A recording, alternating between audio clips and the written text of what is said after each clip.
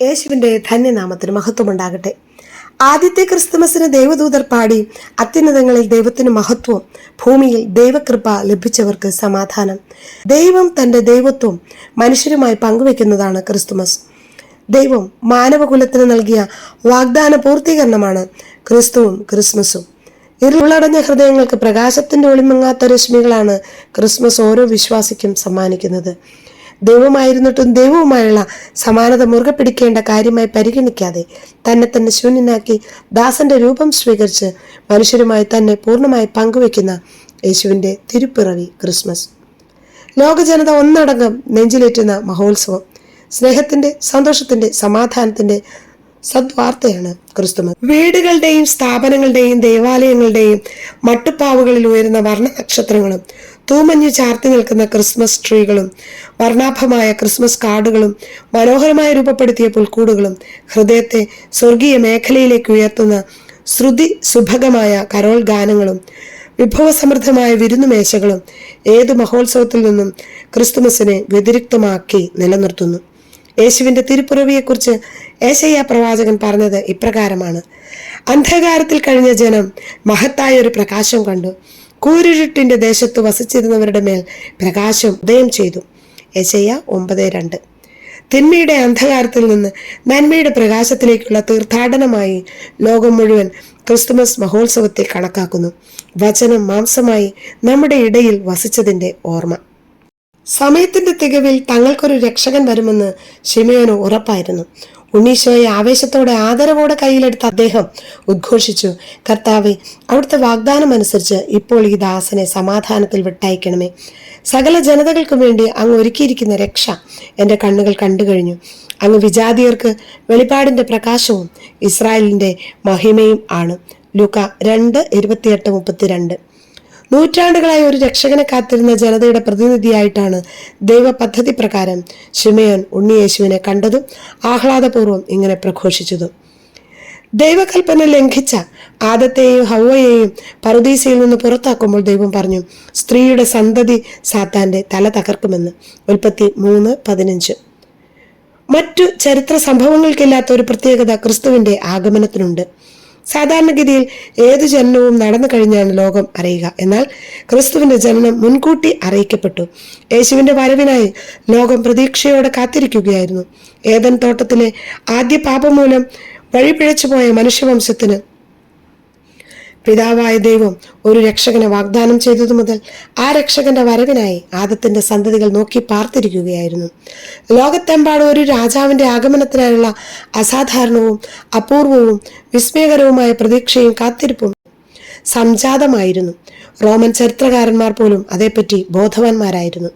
അക്കാലത്ത് യൂദയായിൽ നിന്ന് വരുന്നവൻ ലോകം ഭരിക്കുമെന്ന് അതിപുരാതനവും അംഗീകൃതവുമായ ഒരു വിശ്വാസം പൗരസ്ത്യരെ മുഴുവൻ സ്വാധീനിച്ചിരുന്നു.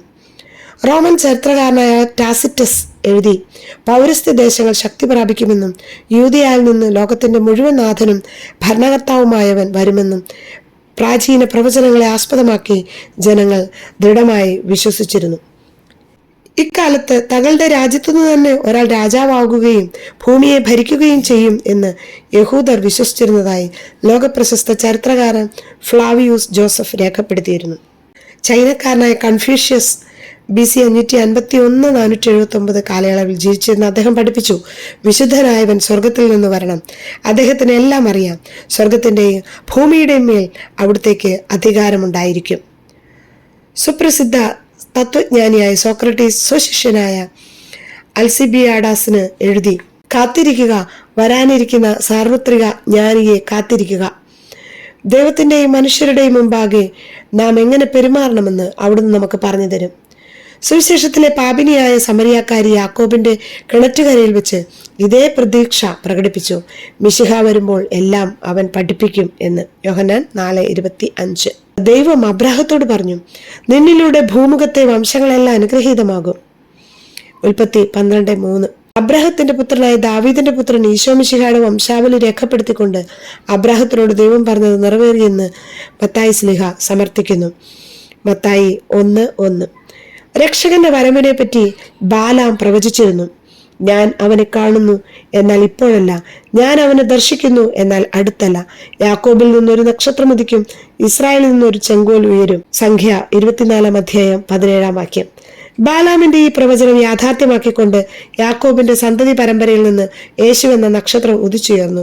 സ്വർഗീയ രാജാവായ അവിടുന്ന് പുതിയ ഇസ്രായേലിന്റെ ചെങ്കോൽ ഉയർത്തി. ചെങ്കോൽ യൂദായെ വിട്ടു പോകുകയില്ല. അതിന്റെ അവകാശി വന്നു ചേരും വരെ അധികാരദണ്ഡ് അവന്റെ സന്തതികളിൽ നിന്ന് നീങ്ങിപ്പോകുകയില്ല. ജനതകൾ അവനെ അനുസരിക്കും എന്നുള്ളത് ഉൽപ്പത്തി 49:10 നമ്മൾ കാണുന്നു. ആ ചെങ്കോലിന്റെ അവകാശിയായ യേശുക്രിസ്തു ആഗതനായി. ലോക ജനതയുടെ അനിഷേധ്യ നേതാവാണ് അവിടുന്ന്. ദാവീദിന്റെ സിംഹാസനത്തിലും അവന്റെ രാജ്യത്തിലും അവന്റെ ആധിപത്യം നിസ്സീമമാണ്. അവന്റെ സമാധാനം അന്തിമവും നീതിയിലും ധർമ്മത്തിലും എന്നേക്കും അത് സ്ഥാപിച്ചു പാലിക്കാൻ തന്നെ. യെശയ്യാ പ്രവചനം 9:7 അവൻ വലിയവനായിരിക്കും, അത്യുന്നതന്റെ പുത്രൻ എന്ന് വിളിക്കപ്പെടും. അവന്റെ പിതാവായ ദാവീദിന്റെ സിംഹാസനം ദൈവം അവന് കൊടുക്കും. യാക്കോബിന്റെ ഭവനത്തിന്മേൽ അവൻ എന്നേക്കും ഭരണം നടത്തും. അവന്റെ രാജ്യത്തിന് അവസാനം ഉണ്ടാവുകയില്ല. ലൂക്ക 1:32-33. യേശയ്യയുടെ പ്രവചനം പൂർത്തിയാക്കിക്കൊണ്ട് ഗബ്രിയേൽ ദേവദൂതൻ നസ്രത്തിലെ മറിയം എന്ന കന്യകയോട് പറഞ്ഞതാണ്. പുത്രനെ പറ്റി ഹെബ്രായ ലേഖനത്തിൽ നാം ഇങ്ങനെ വായിക്കുന്നു: ദൈവമേ, അങ്ങയുടെ സിംഹാസനം എന്നേക്കും നിലനിൽക്കുന്നു. അങ്ങയുടെ രാജ്യത്തിന്റെ ചെങ്കോൽ നീതിയുടെ ചെങ്കോലാണ്. അങ്ങ് നീതിയെ സ്നേഹിച്ച് അനീതിയെ വെറുത്തു. അതിനാൽ അങ്ങയുടെ ദൈവം സന്തോഷത്തിന്റെ തൈലം കൊണ്ട് അങ്ങയെ അഭിഷേകം ചെയ്തിരിക്കുന്നു. കർത്താവെ, ആദിയിൽ അങ്ങ് ഭൂമിക്ക് അടിസ്ഥാനമിട്ടു. ആകാശം അങ്ങയുടെ കരവേലയാണ്. അവയൊക്കെ നശിക്കും, അങ്ങ് മാത്രം നിലനിൽക്കും. വസ്ത്രം പോലെ അവ പഴകിപ്പോകും, മേലങ്കി പോലെ അങ്ങ് അവയെ മടക്കും. വസ്ത്രം പോലെ മാറ്റപ്പെടും, എന്നാൽ അങ്ങേക്ക് മാറ്റമില്ല. ഹെബ്രായ ലേഖനം 1:8-12 യേശുവിൽ പൂർത്തീകരിക്കപ്പെട്ട ഇക്കാര്യങ്ങളെല്ലാം അനേകം നൂറ്റാണ്ടുകൾക്ക് മുമ്പ് സങ്കീർത്തകൻ ഉദ്ഘോഷിച്ചിരുന്നു. നിന്റെ ദിവ്യ സിംഹാസനം എന്നേക്കും നിലനിൽക്കുന്നു. നിന്റെ ചെങ്കോൽ നീതിയുടെ ചെങ്കോലാണ്. നീ നീതിയെ സ്നേഹിക്കുകയും ദുഷ്ടതയെ വെറുക്കുകയും ചെയ്യുന്നു. ആകയാൽ നിന്റെ ദൈവം നിന്നെ മറ്റുള്ളവരിൽ നിന്ന് ഉയർത്തി ആനന്ദത്തിന്റെ തൈലം കൊണ്ട് അങ്ങയെ അഭിഷേകം ചെയ്തിരിക്കുന്നു.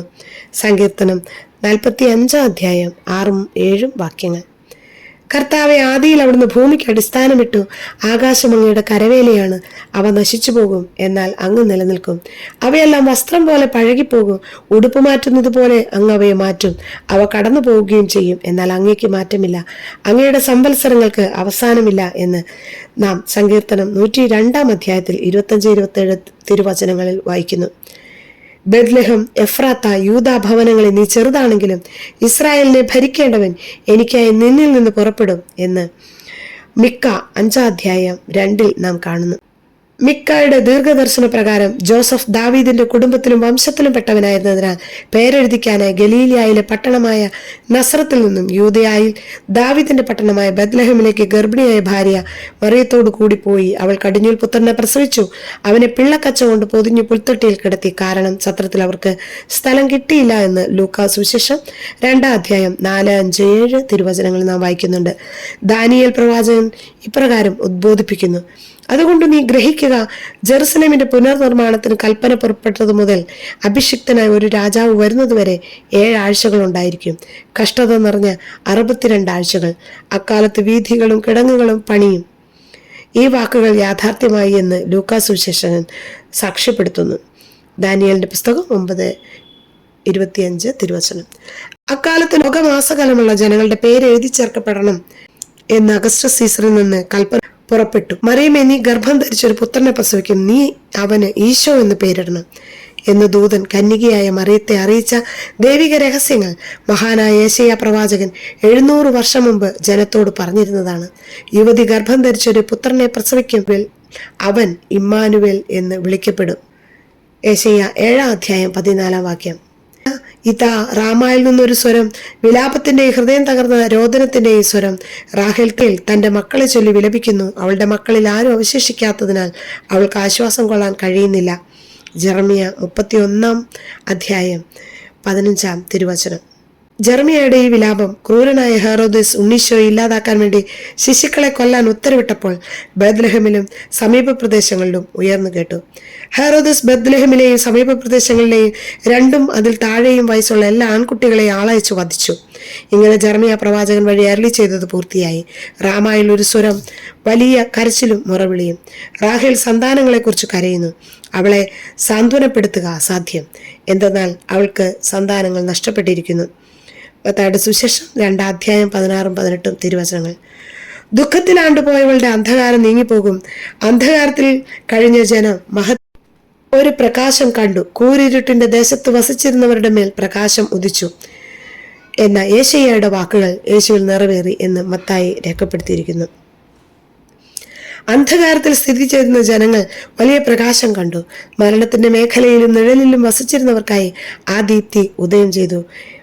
മത്തായിയുടെ സുവിശേഷം 4:16.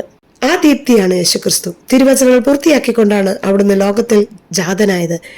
നൂറ്റാണ്ടുകളായി ലോക ജനത കാത്തുകാത്തിരുന്ന രക്ഷകൻ യേശുവാണെന്നും ചരിത്രകാരന്മാരും വിശുദ്ധ ഗ്രന്ഥവും സാക്ഷ്യപ്പെടുത്തുന്നു.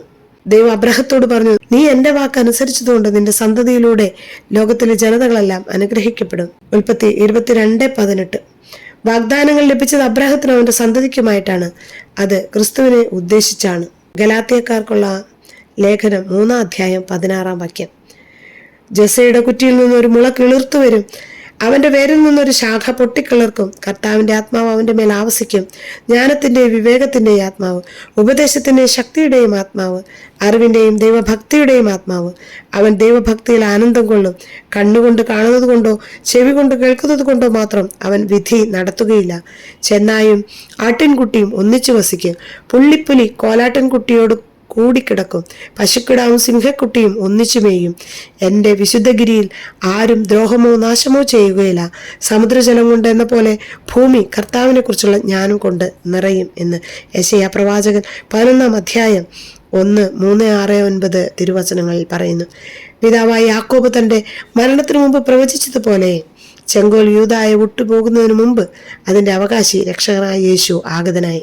ലോകം കാത്തുകാത്തിരുന്ന രക്ഷകനെ പറ്റി ആകെ 110 പ്രവചനങ്ങൾ വിശുദ്ധ ഗ്രന്ഥത്തിലുണ്ട്. ആദ്യം ആദത്തോടും ഹവ്വായോടും പിന്നീട് പൂർവ്വപിതാക്കന്മാരായ അബ്രാഹാം, ഇസഹാക്ക്, യാക്കോബ് എന്നിവരോടും രക്ഷകന്റെ വരവിനെ പറ്റി ദൈവം വാഗ്ദാനം ചെയ്തു. അവരുടെ സന്തതി പരമ്പരകൾ ഈ വാഗ്ദാനം സ്വീകരിച്ച് വിശ്വസിച്ച് ആ മഹാസംഭവത്തിനായി പ്രതീക്ഷാപൂർവ്വം കാത്തിരിക്കുകയും ചെയ്തു. ഈശോയുടെ പിറവിയെക്കുറിച്ച് മുന്നറിയിപ്പ് നടന്നത് ദൈവത്തിന്റെ തെരഞ്ഞെടുക്കപ്പെട്ട പട്ടണമായ ജെറുസലേമിലോ അവിടുന്ന് പള്ളി കൊള്ളുന്നു എന്ന് കരുതപ്പെട്ടിരുന്ന ജെറുസലേം ദേവാലയത്തിലോ അല്ല, പ്രത്യുത ഗലീലായിൽ നസ്രത്ത് എന്ന കൊച്ചു ഗ്രാമത്തിലാണ്.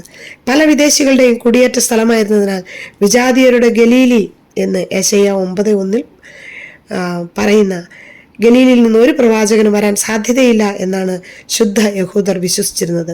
ഇപ്രകാരം യഹൂദരാൽ നിന്ദിക്കപ്പെട്ട സ്ഥലത്താണ് അവസാന നാളുകളിൽ ജനതകളുടെ ഗലീലിയെ ദൈവം മഹത്വപൂർണ്ണമാക്കുമെന്ന വചന പൂർത്തീകരണത്തിന്റെ രക്ഷകന്റെ ജനനത്തെപ്പറ്റി അറിയിപ്പുണ്ടായത്.